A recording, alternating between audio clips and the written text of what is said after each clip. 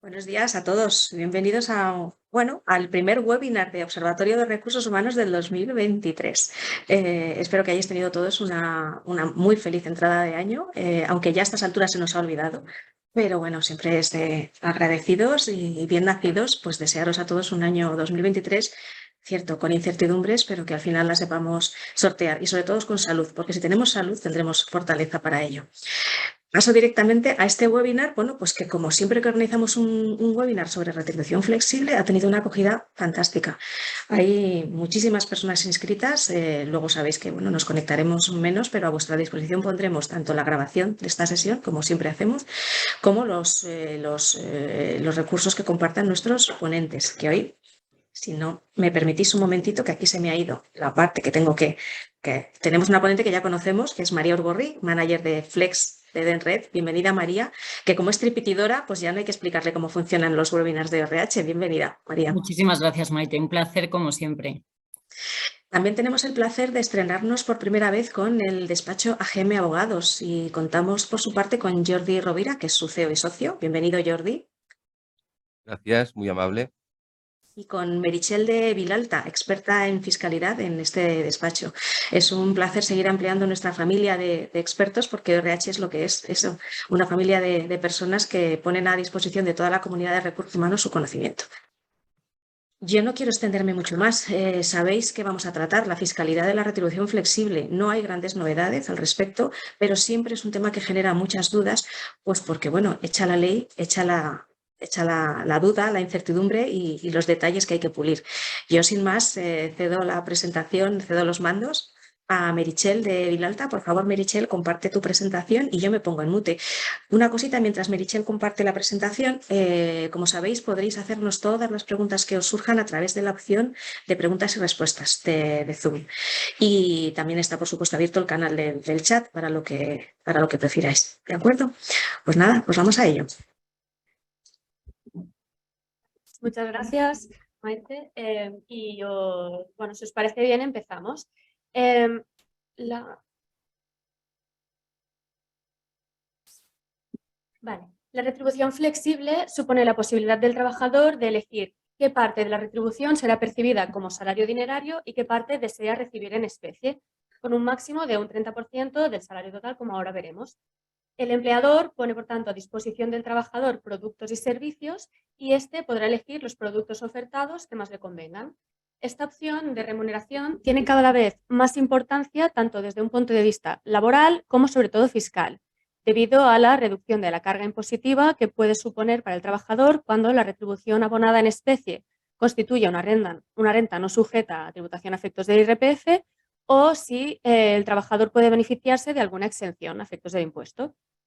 En esta primera parte del webinar analizaremos los requisitos que debe cumplir la retribución en especie, los supuestos de no sujeción o exención para el trabajador, los más habituales, y por último, las reglas de valoración generales y específicas establecidas por ley.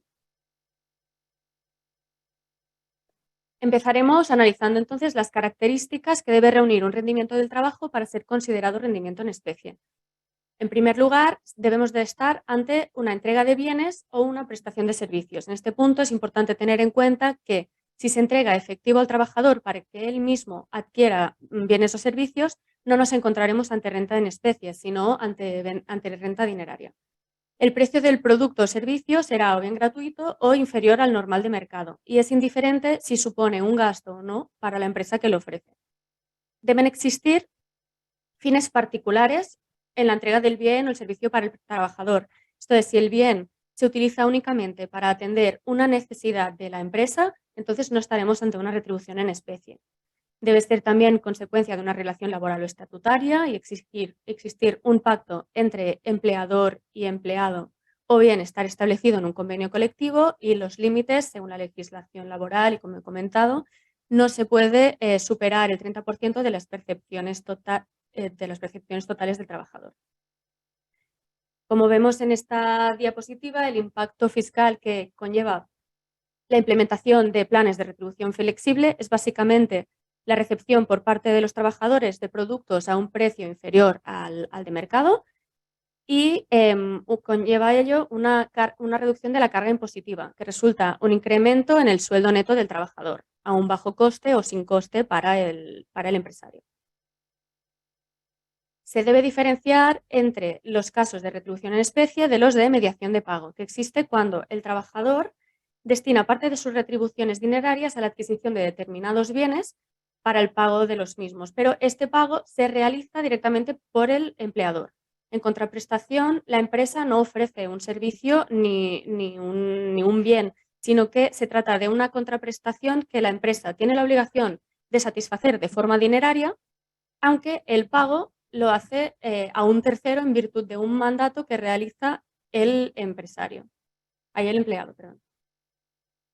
En ocasiones también es cierto que la retribución en especie se instrumenta mediante un pago directo por parte del empleador a un tercero. No obstante, en este caso, para que sea considerado retribución en especie, se deberá haber pactado esta retribución mediante un contrato o un convenio colectivo. A continuación analizaremos los tipos de renta en especie, que pueden ser supuestos de no sujeción o de exención. Existen, como vemos, dos supuestos de no sujeción, que ahora los trataremos, y luego varios supuestos de exención y entraremos en los más destacados. En primer lugar, nos encontramos ante los gastos de actualización, capacitación o reciclaje del personal.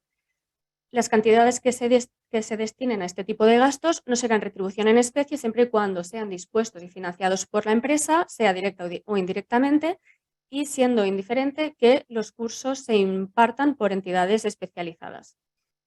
Y siempre que estos estudios estén relacionados con la actividad del trabajador.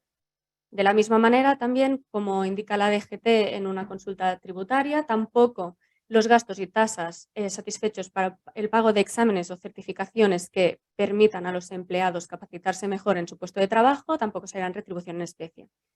Tampoco lo serán las cantidades que se entreguen a los trabajadores para resarcirles de gastos de formación, por tratarse de retribuciones dinerarias y no en especie. Y por último, la DGT también se ha pronunciado en el sentido de que no se admite una financiación parcial por parte de la empresa. La segunda renta no sujeta son las primas de seguros, de accidente laboral y de responsabilidad civil del trabajador, que se encontrarán no sujetas cuando cubran única y exclusivamente el riesgo de accidente laboral, que incluirá la enfermedad profesional, o la responsabilidad civil del trabajador, sobrevenida por el ejercicio de su trabajo. En caso de que se cubran riesgos al margen de estas coberturas, de estos servicios, será retribución en especie y lo veremos a continuación. La DGT también se pronunció en una consulta vinculante de 2008, disponiendo que la contratación de un seguro de responsabilidad civil por parte de un administrador será renta en especie sujeta, salvo que el administrador preste funciones dentro de una relación laboral, es decir, que se exigiría esta relación laboral. Pasamos ahora a los supuestos de exención, y el primero de ellos son los rendimientos del trabajo en especie consistentes en entregas a precios rebajados en cantinas, comedores de empresa o economatos de carácter social. Estas entregas se pueden instrumentalizar mediante formas directas o indirectas, y la forma indirecta sería mediante vales comida. En ambos casos se debe prestar el servicio en días hábiles para el trabajador y que no se devenguen dietas exentas para ellos. Para las fórmulas indirectas de la prestación del servicio, es decir, las del vale comida, existirán los siguientes límites o requisitos para que la retribución esté exenta. En primer lugar, el importe máximo diario es de 11 euros. Por lo tanto, en caso de que la cuantía que se satisfaga sea superior, la diferencia será rendimiento en especie. Los vales deben ser nominativos, estar numerados, figurar su importe nominal y solo pueden utilizarse en establecimientos de hostelería. No obstante, desde la pandemia del COVID-19, desde el 1 de enero del 2020, la exención también aplica si el servicio se presta fuera de un establecimiento de hostelería, siempre y cuando se haya recogido previamente por el trabajador o se entregue en el lugar en el que se está teletrabajando. También hay una consulta de la DGT de abril de 2021 en el que se indica que la exención se extiende también a trabajadores que teletrabajen total o parcialmente o también que hagan jornadas continuas. Los vales comida deben ser intransmisibles, no se podrá acumular la cuantía que no se haya consumido, pero este control no lo debe realizar la empresa, sino que serán los trabajadores los responsables. No se puede obtener un reembolso del importe entregado y la empresa debe llevar una relación de los vales entregados a cada uno de los trabajadores. Otro supuesto de exención es la utilización de bienes destinados a servicios sociales y culturales del personal. Entre ellos podemos encontrar las ayudas para la utilización de instalaciones deportivas, de servicios médicos de empresa y entre los servicios que comprende destacan los servicios de guardería y los de transporte colectivo. Para que el servicio de guardería se encuentre exento, se debe prestar en espacios y locales homologados por la Administración Pública competente.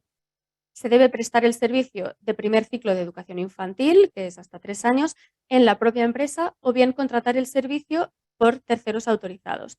Y, por último, es imprescindible que se ofrezca a todos los empleados.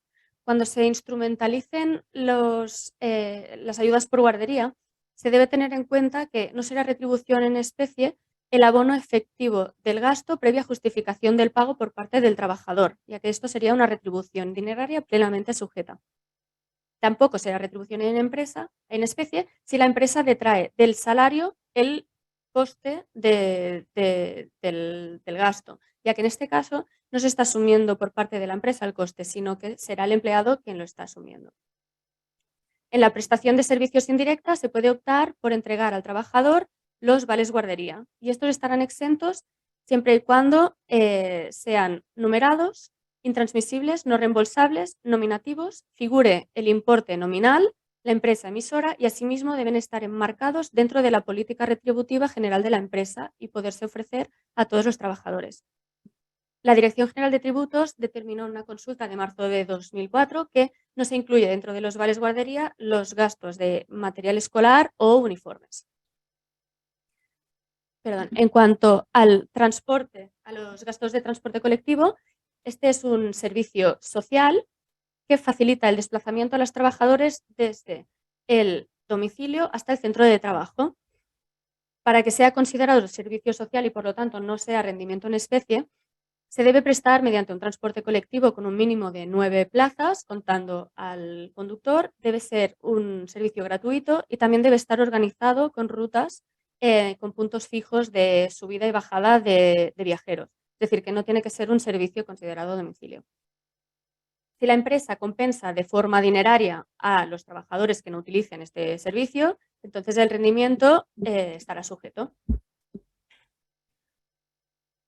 En cuanto a las primas de cobertura de enfermedad, serán retribuciones en especie cuando la cobertura alcance al trabajador y pudiendo alcanzar a su cónyuge y descendientes hasta un mínimo de 500 euros anuales por persona. Se debe destacar que debe ser cónyuge y no incluye a parejas de hecho, porque en el ámbito fiscal no se admite la analogía y la norma no lo dice.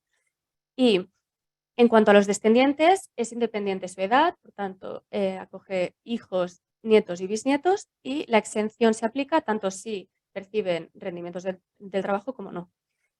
En el caso de personas con discapacidad, el límite se incrementa a 1.500 euros anuales. Si se paga un importe de cuotas en exceso, el exceso será retribución en especie no exenta. Y en cuanto al servicio público de transporte de los empleados entre su domicilio y centro de trabajo, también estarán exentas las cantidades que se satisfagan por este concepto para favorecer el desplazamiento entre el domicilio y el centro de trabajo, hasta 1.500 euros anuales por cada trabajador.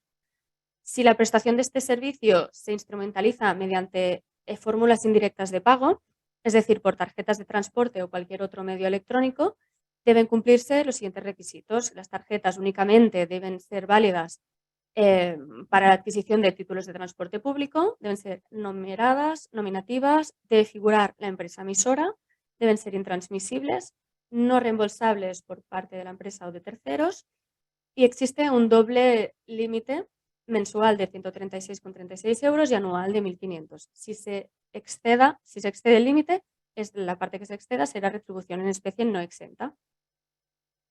Y también la empresa deberá llevar una relación y conservarla de las tarjetas entregadas con número de documento y las cuantías entregadas. Perdón. La DGT aclaró en una consulta vinculante las características que debe tener este servicio público para que se pueda considerar como exento. Y este servicio debe ser público y que se lleve a cabo por cuenta ajena, destinado a realizar desplazamientos de personas y equipajes en vehículos constituidos para tal fin. Debe ser regular, entendiendo como tal que funcione en itinerarios preestablecidos con calendarios y horarios, es decir, por ejemplo, el pago de un taxi desde el domicilio al centro de trabajo no cumpliría este requisito. Debe ser permanente, es decir, que el servicio se pueda prestar de forma continuada y de uso general, siendo utilizables por cualquier interesado. En el caso de teletrabajo, la Audiencia Nacional determinó en una sentencia de abril de 2021 que no es obligatorio abonar el plus extrasalarial de transporte pactado en un convenio colectivo. Y esto es todo por mi parte. Doy la palabra a Jordi Rovira para que explique los métodos de valoración del salario en especie.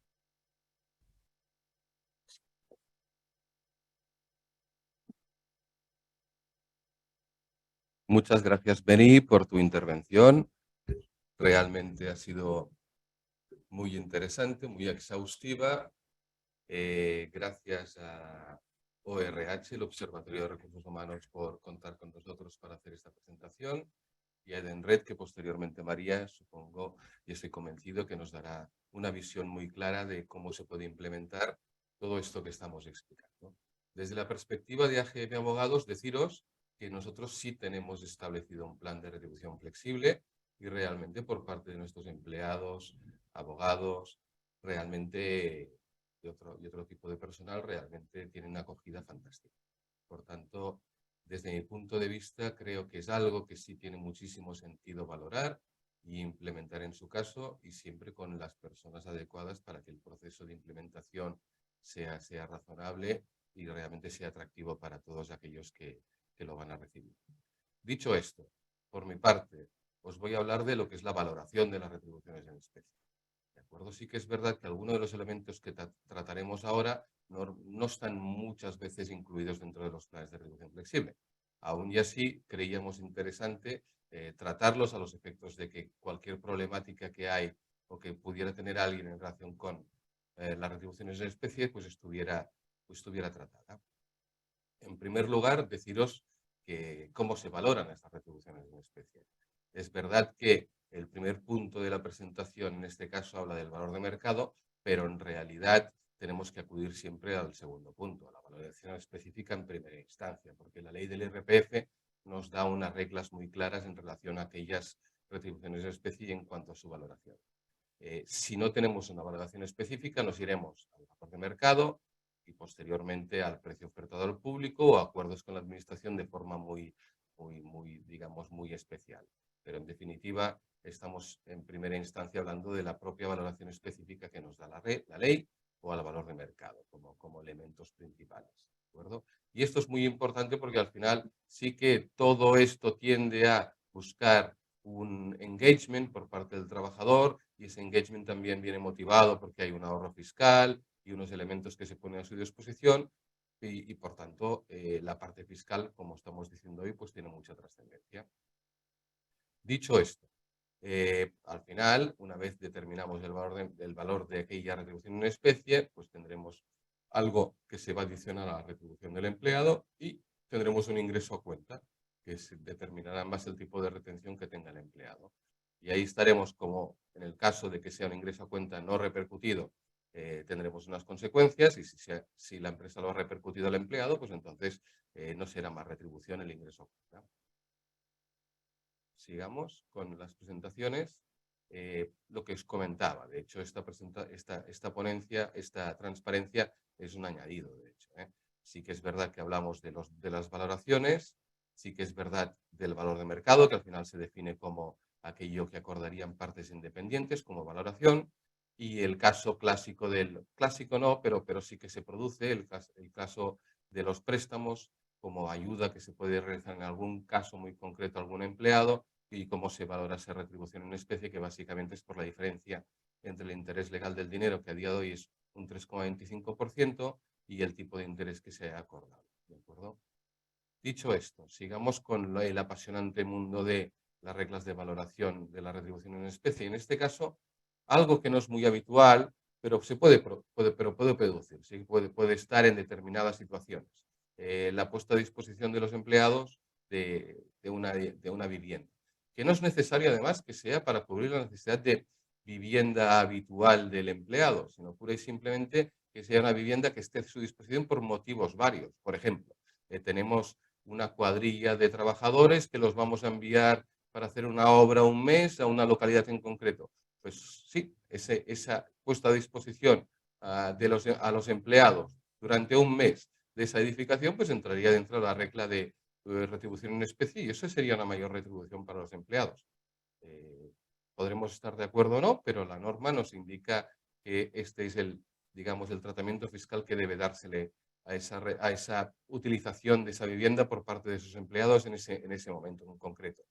Dentro de lo que es la valoración, la norma nos distingue entre dos situaciones muy concretas, lo que es el supuesto en que la empresa es propietaria y el supuesto en que la empresa no es propietaria.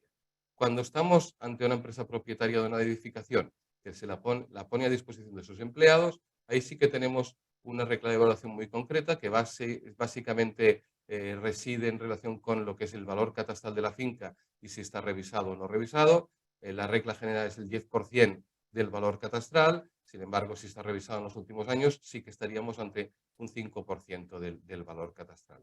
Y siempre con un límite máximo, que es el 10% de las restantes contraprestaciones de ese trabajador. En este caso, cuando estamos en retribuciones en especie por uso de vivienda, cuando la empresa es propietaria, la verdad es que el sistema de retribución es extremadamente atractivo para el trabajador, porque normalmente el resultado de aplicar ese porcentaje sobre el valor catastral, si lo comparamos con lo que el trabajador tendría que asumir como coste a los efectos de pagar esa vivienda, pues la verdad es que normalmente es un esquema fiscal muy atractivo, y eso evidentemente, como es muy atractivo y realmente el importe que paga el trabajador con independencia que sea mediante retribución en especie es muy reducido, pues eso realmente tiene un impacto muy, muy interesante para el trabajador. De hecho, vemos un esquema numérico abajo que nos ejemplifica muy bien cuál podría ser el impacto. Si no tenemos valor catastral, al final la regla es un porcentaje sobre lo que es el valor de adquisición por parte de la entidad de esa finca, o en su caso si haya existido algún tipo de comprobación previa por parte de la administración o algún valor que se nos haya ofrecido por parte de la administración en relación con una comprobación en relación con esa finca, pues tendríamos otra magnitud de valor ya establecida. Y en este caso sería el 5% sobre el 50% de ese valor. Perdóname, Jordi, un momentito. ¿Puedes acercarte más al micrófono? Pues me acerco un poco más, a ver si es posible. Si no, casi que me lo levanto. Perfecto, aquí como un presentador. Gracias. Perfecto. Gracias por avisar. Muy amable. Pues en ese caso estaríamos ante una segunda regla. No es muy habitual que una finca no tiene valor catastral, pero evidentemente la norma regula todos los supuestos. En otra situación estaríamos cuando la empresa no fuera propietaria. Claro, en ese caso sí, si recordamos lo que hemos explicado antes desde un punto de vista de valoración de la retribución en especie, recordaremos que hablábamos del valor de mercado y es el valor que en dos partes independientes han convenido. Por tanto, en este caso estaríamos ante el valor efectivamente pagado por la empresa por esa retribución, el alquiler pagado y todos los gastos pagados, y esa sería la valoración de la retribución en especie por el uso de la vivienda. Os hemos apuntado en la parte baja de la transparencia, resoluciones de la Dirección General de Tributos que van en el sentido de todo lo que hemos establecido hasta este momento. Otro tema que sí que es de común, aplicación y de común retribución, de común fórmula de retribución en las empresas es el tema de los vehículos. Fijaros que lo primero que tenemos que tener en consideración es aquello que decía Mary al principio de la ponencia, que básicamente es, ojo, siempre estamos refiriéndonos a aquel uso particular del vehículo. Por tanto, el uso empresarial, eso no entraría dentro de lo que al final es la valoración sí entraría dentro de lo que es la valoración, pero no entraría dentro del concepto de retribución en especie que tienes que integrar en la nómina del trabajador. Y aquí tenemos tres supuestos distintos. Lo que es la entrega, la empresa compra el vehículo y se lo entrega, pues todo el coste que ha tenido la empresa por esa adquisición sería el valor de la retribución en especie. El uso, que es lo más habitual, normalmente la empresa no adquiere el vehículo, sino que lo tiene en renting, en leasing o simplemente es propiedad de la empresa que lo ha comprado, pero lo va cediendo. En este caso, fijaros cuál es la fórmula de retribución. Básicamente tenemos un 20% del coste total de adquisición de ese vehículo. Y luego tenemos que hacer el porcentaje, ¿eh? Es decir, si realmente, por decir algo, el uso particular, el uso no es que lo use efectivamente, sino que lo tenga a disposición.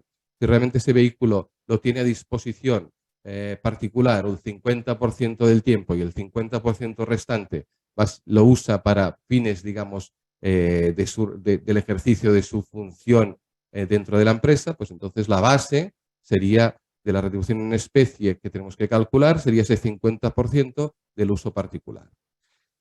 Y finalmente el caso de uso más entrega, es decir, fijaros que tenemos 20% de valoración anual en cuanto a lo que es el uso del vehículo. Si realmente, como cosa curiosa, si una empresa tiene un vehículo que lo pone a disposición de un empleado y ese vehículo lo pone a su disposición 6 años, fijaros que 6 por 20% daría 120%, pero sí, no hay limitación. Por tanto, podríamos estar ante el supuesto de que alguien tuviera que imputarse en su renta por uso particular más del, sería un ejemplo de laboratorio, ¿no? Pero más del coste real que ha tenido la empresa por ese vehículo.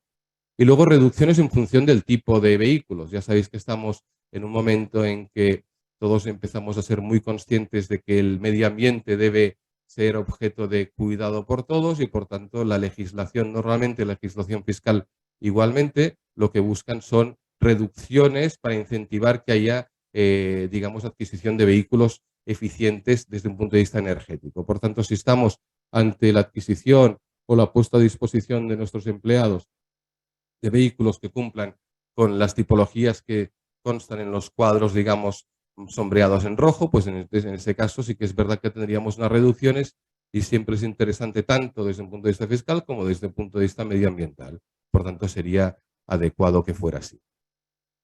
Desde un punto de vista de los préstamos, lo que comentaba antes, sí que es verdad que hay un matiz, es decir, la diferencia, la regla general sería la diferencia entre el interés legal del dinero, que es el 3,25, y el tipo de interés acordado, y eso sería el valor de la reducción en especie, pero evidentemente si somos una entidad financiera, eso no funciona así, sino que funciona en base al valor de mercado de los préstamos que estamos ofreciendo. Las contribuciones empresariales de sistemas de previsión social sí que es un sistema que cada vez se está fomentando más por parte de la administración, que vayamos a esta línea, y lo trascendente en este caso es que evidentemente la valoración es equivalente al importe de la contribución efectuada. Y cada vez nos llevan más aquí, es decir, el interés está en que sean las empresas de algún modo que capitaneen estos sistemas de previsión social. Y en resumen, o como elemento clave, tenemos que tener en consideración que los límites desde un punto de vista de la aportación que se pueden realizar a día de hoy, pues cambian de forma muy sustancial si estamos ante una contribución empresarial, es decir, algo que esté ordenado por parte de la empresa, por diferencia a las contribuciones que puede realizar cualquier persona fuera de este ámbito, que quedan mucho más reducidas. En este caso, lo importante es, por un lado, ver que el esquema empresarial va a favorecer que el importe de las contribuciones se maximice, y por otro lado, evidentemente en este caso, y lo dice la propia norma, no tenemos que realizar ingreso a cuenta porque al final por el mecanismo de renta, evidentemente la aportación a un plan de pensiones en la medida en que minora la base imponible, al final realizar ingreso a cuenta no tendría sentido porque en definitiva estamos algo que finalmente va a reducirse en cuanto a tributación. Precio ofertado al público es otro mecanismo desde un punto de vista de valoración y sí que tiene trascendencia, por ejemplo, en cadenas que se dedican, por ejemplo, a la venta de ropa, que acostumbran a establecer descuentos promocionales a sus empleados. Aquí la clave está en que evidentemente si está dentro de la línea de los descuentos que se ofrecen a terceros, eso no tendría un impacto, y hay una limitación, que siempre es el 15% o 1.000 euros anuales. Pero básicamente sí que si se ofrece digamos, una oferta superior a la que es el descuento promocional que tiene el conjunto, digamos, de potenciales consumidores, ahí sí que podríamos entrar dentro de esta figura.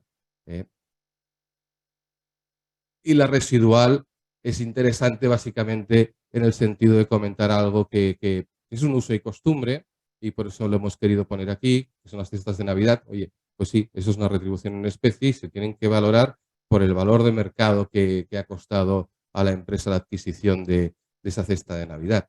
En cuanto a las opciones de compra sobre acciones, yo creo que hoy pura y simplemente lo que vamos a hacer es indicar que el importe es la diferencia, pero va muy en la línea de lo que estamos hablando desde un punto de vista de valoración, pero el tema de las opciones de compra sobre acciones y todo este tipología de retribución en especie daría para hacer 2 webinars más, por tanto no nos vamos a centrar en este aspecto porque tampoco acostumbra a ser algo que esté incluido dentro de los planes de retribución flexible, como muy bien nos van a explicar posteriormente por parte de Edenred, y en su caso quien va a ser la persona que va a tener esa posición va a ser María, que lo va a hacer muy bien, porque en otras ocasiones ya hemos visto que realmente expone muy bien lo que es el plan de retribución flexible y su implementación.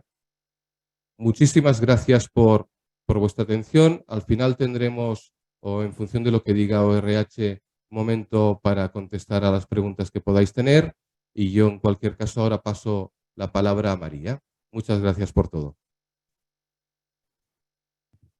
Jordi, lo primero, millones de gracias, bueno, a GM, que lo ha explicado de maravilla, y sí que es cierto, bueno, voy a intentarlo explicar de una forma, a ver, un segundito, que empiezo a compartir, muy práctica.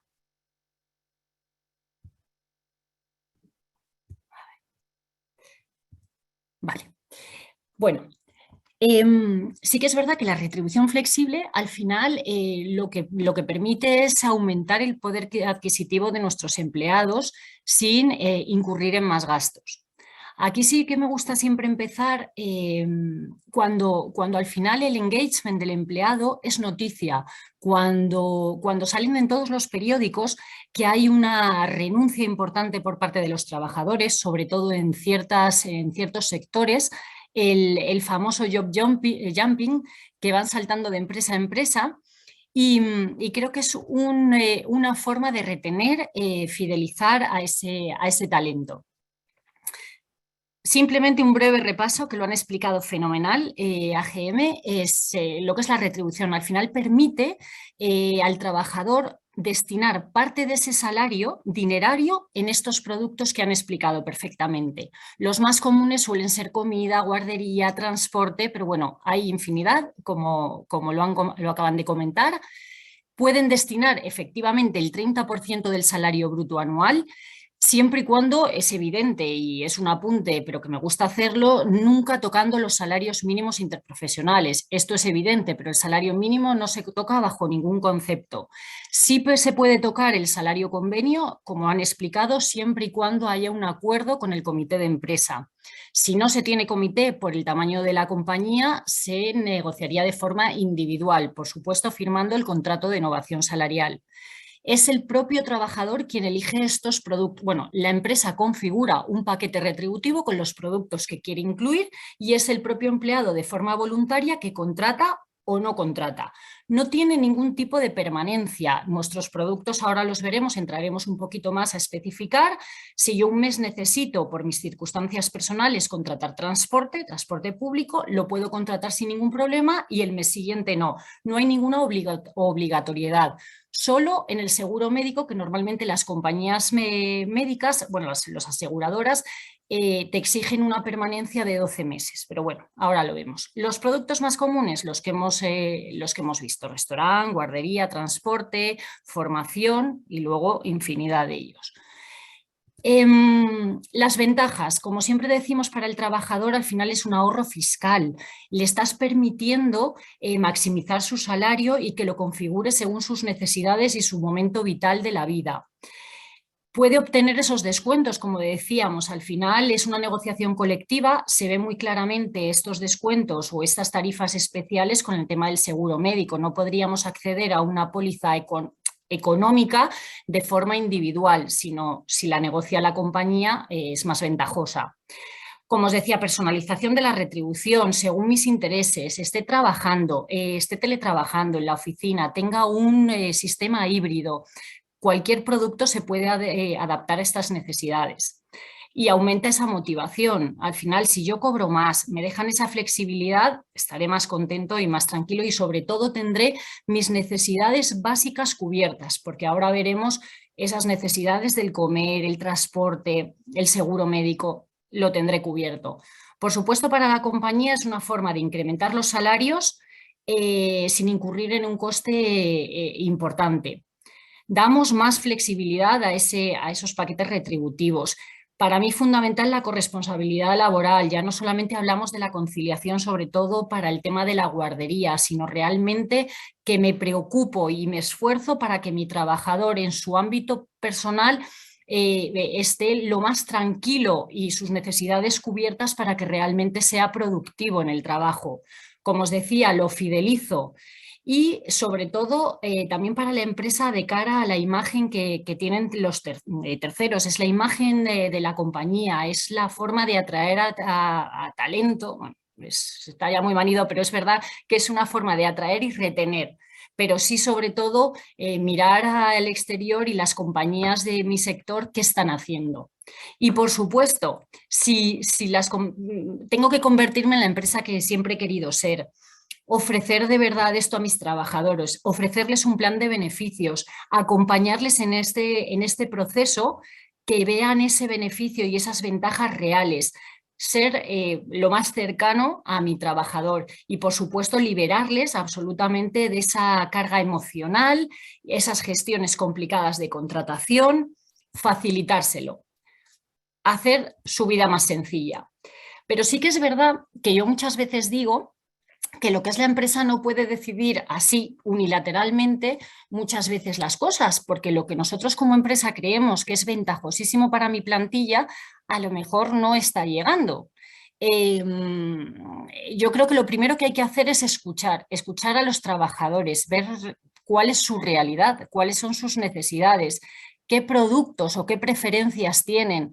Aquí muchas empresas lo que hacen quizás antes de implantarlo es lanzar un cuestionario con los distintos productos explicando realmente qué es la retribución flexible, porque no nos olvidemos que bueno, hay que adaptar el lenguaje a todos los trabajadores y en función de la tipología que tenga todavía más. Hablamos de salarios, retenciones, IRPF. Hay gente que no sabe ni interpretar una nómina. Lo primero es explicar, quizás con una hoja de cálculo, con un simulador muy sencillito en el que puedan tener su salario, su IRPF y cuál va a ser el ahorro real. Si a mí me dicen que voy a ganar 1.500 euros más al año, es que ni me lo pienso. Entonces, bueno, esa encuesta primera, esa explicación antes, como digo yo, del día de lanzamiento del plan, hay que hacer un plan de comunicación previo. Y por supuesto, una vez que realmente he oído las necesidades de mis trabajadores, ahí sí que crear ese paquete atractivo y que se adapte a esa plantilla. Hacer ese plan personalizado. Hay varios productos, como han explicado Meritxell y Jordi. Los más comunes, los más fáciles de implantar y que más se adaptan a todo tipo de empleados, porque hay gente que va con los salarios muy ajustaditos y bueno, no le hables de acciones, el plan de pensiones todavía es que ni se lo plantea. Entonces, bueno, para cubrir sus necesidades básicas, como decimos, la comida, el desplazamiento de casa al trabajo, conciliación para poder acceder a una guardería privada. Por supuesto, el tema del seguro médico después de la pandemia, si ya era uno de los productos más demandados, después de la pandemia todavía más. Y creo que la formación está en auge, porque nos hemos dado cuenta que es súper necesario, que nos hemos quedado muy obsoletos en ciertos aspectos y necesitamos tener un reciclaje. Ahora es de verdad realmente demandado. Como hablábamos, bueno, restaurante. Sí que es verdad que la ley además habla de vales. Bueno, como sabéis, como en todos los sectores también nos hemos modernizado, gracias a Dios, sobre todo para que no sea tan engorrosa la gestión para los departamentos de recursos humanos. Se ha digitalizado absolutamente todo. La mayoría de las empresas del sector hemos eliminado lo que son los vales, primero porque pues, parece que estamos jugando al Monopoly con esos tickets, totalmente inseguro además. Hemos lanzado, por supuesto, seguimos manteniendo la tarjeta en plástico, con plástico reciclado, y la tendencia es a todo virtualizarlo, tarjeta cero. Sobre todo porque nos adaptamos a las necesidades del mercado, esa inmediatez, esa descentralización de los trabajadores. Puedo tener delegaciones, pero puede que sea también la gente que esté teletrabajando. Pues, ¿cómo hago ese reparto? Bueno, como además explicaba bien Meritxell, son unos importes diarios, hacemos las cargas mensuales. El trabajador elige qué cantidad, puede ser 11 euros como máximo, pero puede elegir como si quiere 5 euros diarios. Nosotros hacemos una carga mensual, periódica, y se le descuenta de la nómina. Ese dinero nunca se pierde, ese salario del trabajador, y como decía, no hay ningún tipo de permanencia.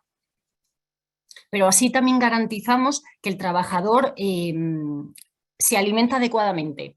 Perdonad además también la expresión, esté donde esté, porque no significa que teletrabajando no puedas utilizar este producto. Si tienes una hora para comer, eso realmente es conciliación. En una hora no cocinar, poder pedir un menú saludable a cualquier restaurante de la zona, y sobre todo además que a día de hoy ya no sé qué sale más barato, si cocinar en casa o los restaurantes, que al final están ajustando cada vez más los precios de los menús.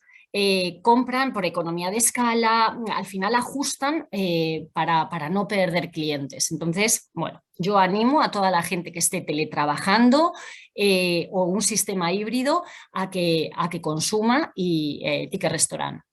La guardería, como decía, al final es una corresponsabilidad, es un producto que va dirigido no solo a mujeres, que muchas veces me hacen la pregunta de es que no tengo muchas mujeres en edad de... No, bueno, aquí es un producto que tanto lo puede contratar el hombre como la mujer. Para el pago de un centro infantil, como bien explicaba Meritxell, los centros tienen que ser totalmente homologados, por supuesto. Puede ir destinado tanto la cuantía para lo que es el pago de la matrícula, comedor, materiales y lo que es la cuota mensual. Es para el primer ciclo infantil de 0 a 3 años, totalmente compatible con cualquier ayuda de la comunidad autónoma en la que estéis. Cuando digo compatible, evidentemente no puede haber doble exención. Si luego en la declaración de la renta voy a pedir que me devuelvan esos hasta 1.500 euros que hay, pues justificando la guardería, ese dinero no podrá incluirse en la retribución flexible, no tendrá exención. Podemos hacer el pago íntegro, pero hay una parte que tributará en nómina. ¿Qué hacemos? El trabajador elige el centro infantil, el importe que quiere pagar mensualmente, que se puede modificar en función de las necesidades, horas extras, material, lo que sea, y lo que hace el proveedor, en este caso Edenred, pagaría a los centros infantiles los días 1, 5 y 12 de cada mes para que el trabajador no tenga que hacer absolutamente nada. Directamente especifica importe y guardería y nosotros gestionamos ese pago. Transporte, como bien han explicado, transporte público colectivo, autobús, metro, Renfe, muchas veces me preguntan avión, taxi. No, de momento no. Se está trabajando porque ahora hay muchos más medios de transporte utilizados, como puede ser el patinete, los coches de alquiler eléctricos y demás, pero a día de hoy no tienen exención fiscal. Todo se andará y cuando sea, vamos, lo comunicaremos a bombo y platillo, pero de momento transporte público colectivo. Ahora, bueno, la gente que a veces no se lo planteaba porque estaba en momento híbrido, que pues para 2 días no me compensa cogerme el abono, tal, bueno, pues ahora más que nunca, como sabéis, hay una ayuda que es totalmente compatible, evidentemente. Ya hay unas reducciones en los abonos, en los billetes de 10 y demás en distintas comunidades, que puede ahorrarse el trabajador hasta un 50%. Bueno, pues el otro 50% que tenga que pagar lo puede hacer a través de Ticket Transporte. Lo mismo, es una tarjeta que recargamos mes a mes con los importes que vaya a necesitar. sin ningún problema. Si hay un mes que lo necesita, perfecto, que otro mes no, sin ningún problema. Aquí hay una exención, bueno, he ido comentando ahora las exenciones fiscales, ya están más que claras, pero bueno, como máximo 1.500 euros anuales. Seguro de salud, como os decía, producto estrella, si ya lo era antes, ahora ni os cuento. Al final optamos a poder acceder a un seguro privado que muchas veces de forma individual no podríamos hacerlo. La póliza evidentemente es contratada y negociada por la compañía y el trabajador se adhiere sin ningún... Vamos, 500 euros tiene una exención de 500, 1.500 en caso de tener alguna discapacidad y podemos meter cónyuge e hijos, como decían. Formación. Al final es para que tenga que ver con tu puesto de trabajo. Es evidente que si mi empresa es una tecnológica y quiero hacer un curso de cocina, pues no tiene nada que ver, tiene que ser para el reciclaje de ese trabajador. Idiomas, todo el mundo me pregunta sin ningún problema. Al final la factura tiene que ir a nombre de la compañía. El empleado tiene que pedir la factura a ese centro de formación, la factura a nombre de la empresa es quien paga la totalidad del curso y se lo va descontando mes a mes al trabajador. Aquí es impresionante la comodidad, además de la empresa que está financiando. Resumen muy rápido de la exención fiscal. Como sabéis, bueno, ha habido novedades. De hecho, este lunes fue la última novedad en Guipúzcoa. Los máximos fiscales, siempre en el País Vasco, pues siempre había que poner esos asteriscos de este producto sí, estos son los máximos. Bueno, pues aquí está. Al final, en Ticket Restaurant, en todo el territorio son 11 euros, excepto en Álava, que sigue a 9 euros. Y transporte, como vemos, en Álava no tiene exención. La guardería no tiene límites, excepto en Vizcaya, Guipúzcoa y Álava, que como decimos no tiene límite fiscal, excepto en estos sitios. La compra de ordenadores ya se eliminó, es la ley HCI, hogares conectados a Internet. Era un producto súper demandado, pero quitaron la exención, excepto en el País Vasco. Navarra, Vizcaya, Guipúzcoa y Álava sigue sin límites. Y formación sin límites, y el seguro médico también tiene sus casuísticas. Ejemplo de ahorro. Simplemente, como os decía, un trabajador que no entienda mucho de nóminas, de desgravaciones, simplemente con hacerles un cálculo muy simple, lo que cobran, los productos que van a necesitar y ver el dinero que van a ganar más al año, con esto creo que es un argumento bastante convincente. Hemos puesto distintos ejemplos. Una persona más joven que solo utiliza restaurante o transporte, pues al final puede llegar a cobrar 800 euros más al año, que no está mal. Una persona que tiene un salario bruto de 35.000 y elige productos como comida, guardería, puede llegar a ahorrarse 1.600 euros. Y otro ejemplo más. Y esto es todo. He intentado hacerlo lo más rápido posible porque es verdad que he visto que había muchas preguntas, Maite. Entonces... Sí, tenemos unas cuantas que las tengo yo aquí todas abiertas, de hecho algunas hasta por correo electrónico. Estamos atentos a todo, así es que vamos con ellas, ¿vale? Como no vienen dirigidas nominalmente a ninguno de vosotros, dejo a vuestra elección, salvo algunas concretas que yo sí que creo que las puedo canalizar correctamente, os dejo a vuestra elección contestarlas, o sea, quién las contesta, ¿vale? Vamos por orden. La primera es de Lidia. La he hecho al principio de vuestras intervenciones, de la de Merichel en concreto, y dice, el salario base no se verá afectado, ¿correcto? Y es que la hace así tal cual.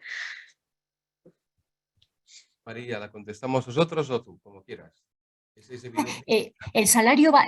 A ver, perdón, que estaba intentando cerrar la presentación porque creo que se ve de fondo, ¿verdad, Maite? No sé si... Sí, se ve de fondo. No sé cómo cerrarla, discúlpame. Espera, no te preocupes, si no te quito yo aquí de presentadora. Discúlpame. Vale, al final el salario del empleado es el salario que tenga pactado empresa con trabajador.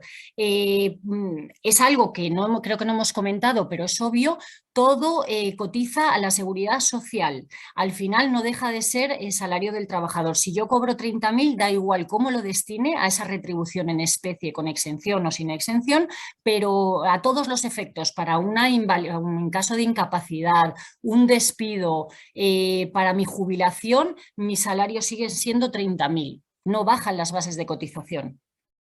Vale. Siguiente pregunta de Julián. Si no se considera especie, si la cuota de la guardería se quita del salario del trabajador, ¿qué se considera? ¿No tiene entonces exención fiscal? Perdón. En este caso, no habría exención fiscal porque lo que estaría haciendo la empresa sería hacer una mediación en pago. Entonces, Se oye muy bajito, Merichel. Se te oye muy bajito, muy bajito. ¿así? ¿Así mejor? Sí, así mejor. Vale, Tenéis que digo acercaros bastante. Sí, vale. Digo que en este caso no habría exención fiscal porque lo que estaría haciendo la empresa es una mediación en pago, es decir, cumplir las órdenes del empleado pagando en efectivo mediante su retribución en especie el centro de guardería, pero no se está asumiendo un coste por parte de la empresa. Son muy importantes los Sí. requisitos que se han venido explicando y la implementación que ha expuesto fantásticamente María. Sí, al final hay que hacerlo a través, por ejemplo, de un tercero, imaginaros Edenred, el trabajador sí que da la orden a través de una plataforma, a través de su empresa, qué importe y qué guardería hay que hacer ese pago y Edenred lo hace en nombre del trabajador y por supuesto tiene exención fiscal. Yo lo explico muy práctico, muy con mis palabras. Sí, sí, eso es lo que se pide, lo que fácilmente se entiende. Pregunta de Alberto. Él quiere saber si los gimnasios para empleados tienen exenciones. Pues si el gimnasio está en las propias oficinas de la empresa, sí tiene, bueno, al final es la utilización de un bien de la empresa en beneficio de los empleados. Eso sí, no es que te paguen, digamos, el gimnasio, al que vas tú habitualmente, es otra cosa, ¿eh? Eso no tiene esa exención. Ahora está muy de moda, Maite, efectivamente uno de los productos negociado para que tengan acceso a gimnasios fuera de las instalaciones de las empresas. A día de hoy no tiene ningún tipo de exención. Lo que sí se pueden beneficiar es esa de negociación colectiva, acceder a lo mejor a gimnasios con un precio reducido, un precio negociado por la compañía. Pero no hay exención. Eso no hay que perderlo de vista, eso es cierto. Pregunta de Ángela. ¿El seguro de salud para familiares también es exento? ¿La exención se puede dar en todos los productos comentados, tanto sea un beneficio social o retribución flexible? La exención es de 500 euros por persona y incluye al trabajador, al cónyuge y a los descendientes. Son 500 euros por cada uno de ellos. Y en caso de discapacidad son 1.500, se incrementa el límite. Sí. Para el resto de productos no, Maite, se supone que es a nivel personal e intransferible, se supone que es para la comida diaria del trabajador, el desplazamiento de casa al trabajo y, bueno, y demás. Bien. Pregunta de Alberto sobre el plus sobre el transporte. Dice, si el plus está recogido en convenio, ¿también puede ser retribución en especie? Correcto. ¿Para los abogados? Sí, perfecto. Pues sí, mira. De hecho, Maite, además, perdonadme un apunte, perdonad. Antiguamente, efectivamente, el plus de transporte no cotizaba y sí tributaba, y como sabéis que luego ya cotiza todo, ahora cotiza y tributa ese plus transporte en nómina, con lo cual es una buena forma de que el empleado, si realmente coge transporte público, lo convierta en ticket transporte y pueda tener exención fiscal. Y si no, iba en coche particular, que lo siga recibiendo en nómina, tributando. Bien. De José dice, en el caso del seguro de salud, si el titular del seguro es el propio trabajador, pero es la empresa quien paga la prima, ¿se puede considerar retribución en especie?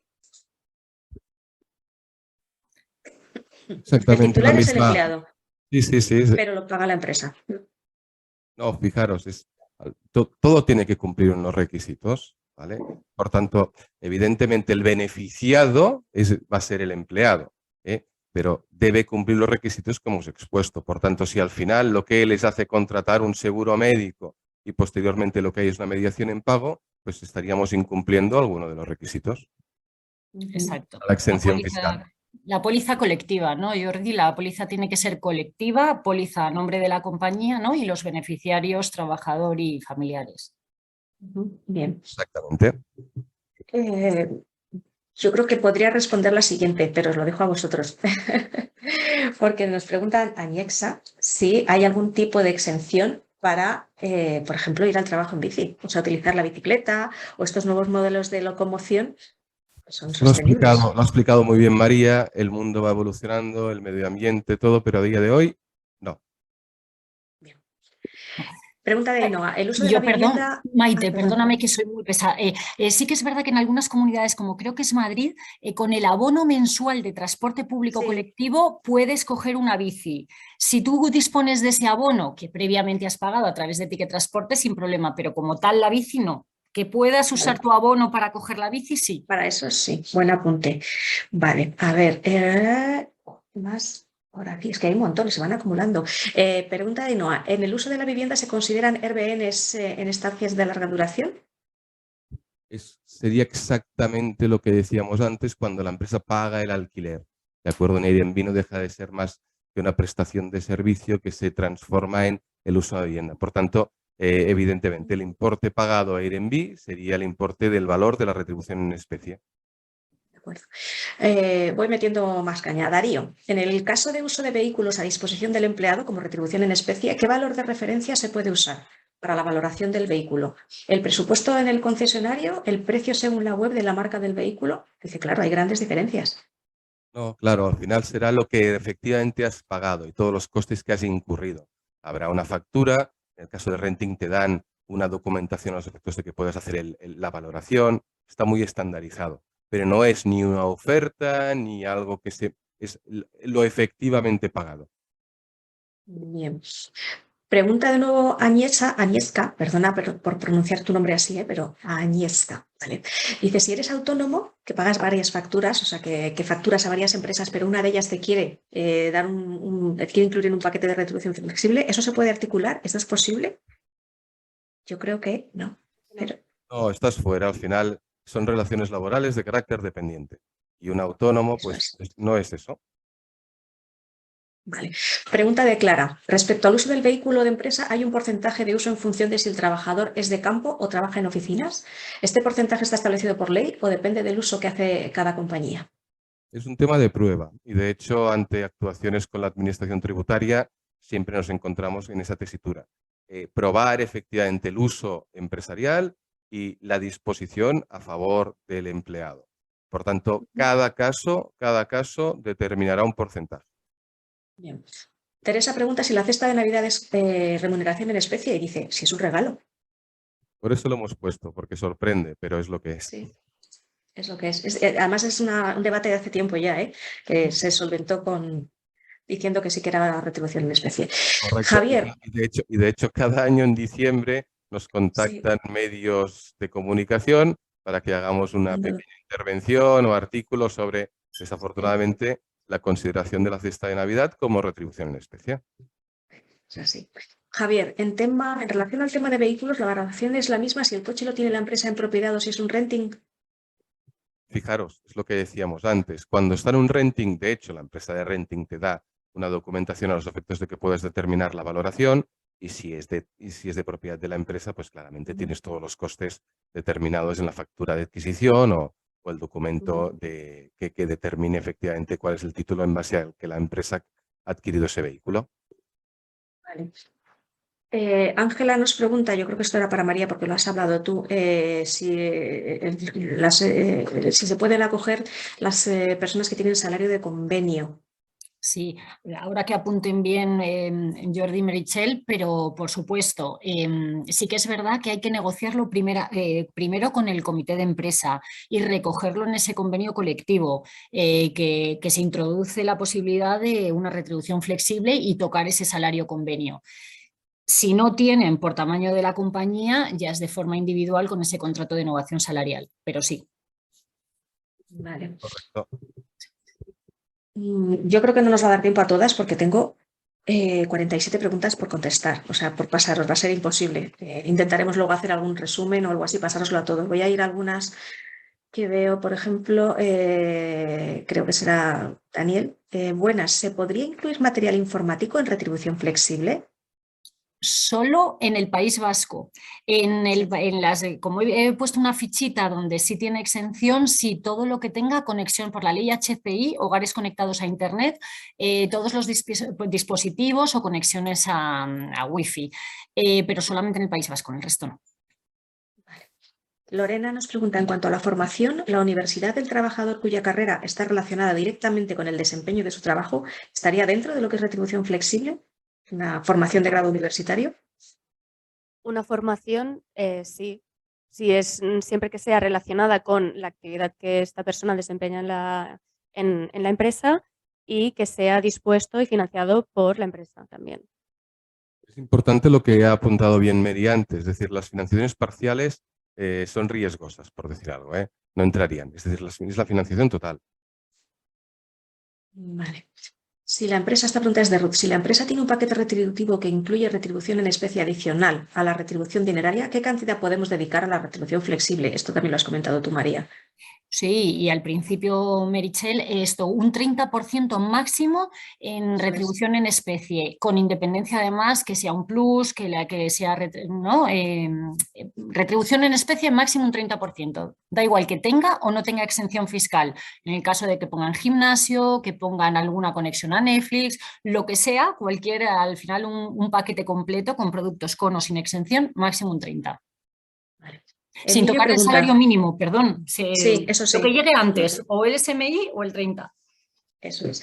Emilio pregunta sobre el seguro de salud. ¿Pueden hacer uso el cónyuge o los hijos sin que el propio empleado haga uso de ella, de la exención? No, tiene que ser el empleado y... Vale. Otra. ¿Un autónomo puede ofrecer a sus empleados la retribución flexible? El autónomo no, pero el autónomo a sus empleados, Por sí, supuesto. ¿verdad? Sí, sí. De Tania, si la empresa hace mediación de pago, en pago del seguro médico solamente y no hay ningún gasto para la empresa, ¿se consideraría mediación en pago? No, no lo entiendo. Aquí en este No caso pregunta, para la la entiendo. empresa no tiene coste, por ejemplo, el negociar con una aseguradora grande un precio para su colectivo no tiene ningún coste. Al final lo tiene que contratar la empresa. Vale. Lucía pregunta si para la empresa hay algún tratamiento fiscal concreto de la retribución flexible. No, la Ninguno. ventaja es que tiene efectivamente la deducción en impuestos sobre sociedades sobre esos costes igualmente, cuando para la empresa parece una jugada fantástica. Claro. Pregunta de Darío, ¿cómo opera el límite de retribución en especie cuando el trabajador disfruta de un permiso de paternidad-maternidad? Pues de la misma manera. Bueno, en el caso de productos, hay productos en los que evidentemente cuando hay una baja, ya sea por paternidad o por enfermedad y demás, hay productos que no puede seguir contratando, como puede ser la comida, porque no va al trabajo, el transporte, y lo que sí muchas veces se mantiene, por supuesto, a lo mejor es la guardería, porque a lo mejor tiene un segundo niño, si es en caso de maternidad o paternidad, tiene un segundo niño que hay que pagar la guardería, y el caso de seguro médico que menos en ese momento hay que cortárselo. Aquí las empresas, si complementan ese, bueno, a lo mejor me estoy metiendo en un charco que no es mío, perdonadme, si complementan lo que es el salario en esa baja, tienen de dónde descontárselo mes a mes, perfecto, y si no, muchas veces cuando el empleado ya se reincorpora después de su baja, regularizan con el trabajador y se lo van prorrateando. Esas cuotas que no han podido descontárselas durante los meses de baja, regularizan con el trabajador más adelante. Vale. A ver, aquí es que estoy intentando agrupar algunas. Ángeles pregunta, en el caso del renting flexible de un vehículo con una utilización del 50% a nivel particular, ¿el importe del 20% se aplica sobre todo el valor del vehículo IVA incluido en el caso de un vehículo híbrido sería el 15%? No, en el caso de un vehículo híbrido, y hay que ver la diapositiva que hemos puesto, dependerá de las condiciones del vehículo, pero en algunos casos la reducción es del 15, del 20 o del 30%.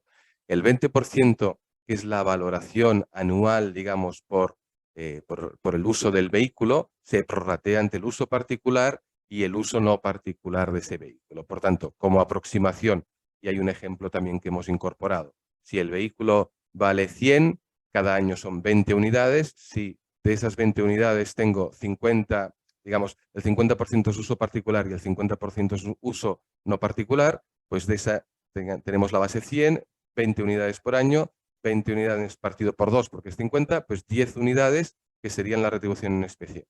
Si cumple alguno de los tipos de, digamos, beneficios para que se reduzca, ese importe se reducirá en el porcentaje que hemos estado diciendo, el 15, el 20 o el 30%.